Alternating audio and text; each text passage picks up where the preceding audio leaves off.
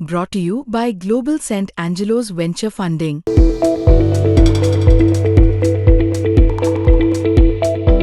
आणि महानगरपालिका निवडणुकीपासून तुम्ही लांब होता.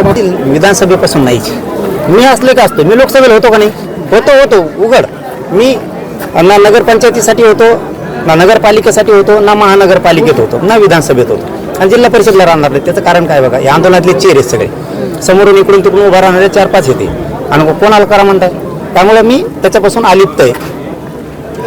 पण याच्यात लक्षात येतंय की हे अवघड आहे, हे सरकार अवघड आहे. काल नगरपालिकेचा महानगरपालिकेत काल निकाल लागला, त्याच्या 29 पैकी 25 जागा आहेत भाजपनं जिंकलेले. कसं पाहता? कशाच बघायचं, काय बघा त्याच्याकडे बघायला काही ठुलत नाही. पहिले संपली महाविकास आघाडी यांनी लय कलाकार आहे ती, आधी त्यांचा काटा काढा, आता शिंदेचा आणि अजितदादाचा लावलाय.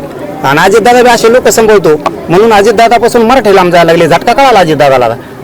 कारण काय, पापी लोक, रक्ताने माखलेले लोक जर सोबत ठेवले तर असले परिणाम भोगावे लागतात.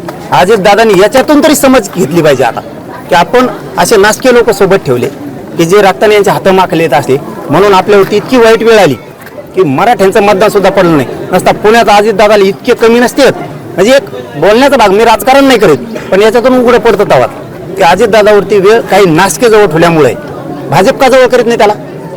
असे मिस्टेक त्यांनी शिकावं, आणखीन तरी शिकावं त्यांनी, की हे आपला जे सुपडा साफ व्हायला लागलाय ना, मराठे आपल्यापासून 1-2 नासके फक्त 2च आहेत, ते संभळल्यामुळं मराठा दुरावा लागला आणि आपल्याला महानगरपालिकेला पडावं लागलं. हे फक्त मराठ्यांमुळेच पडावं लागलंय त्यांना. एमआयएमची ताकद वाढल्याची दिसून येत आहे. आता त्यांच्या पंचकरण, आणि त्यांनी काय केलं, येऊ नये का त्यांच्या निवडून?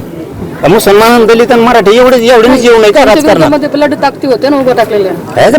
काय मुसलमान, दलित, मराठी एक झाली की सगळ्या धुराळाच वाजवते. म्हणूनच मी दलित, मुस्लिमांना, मराठ्यांना सांगत असतो, एकदा ह्याला पायाखाली चेंगरा. बहुतेक 29ला चेंगरी 2029ला सुपडा साफ धिंगाणाच.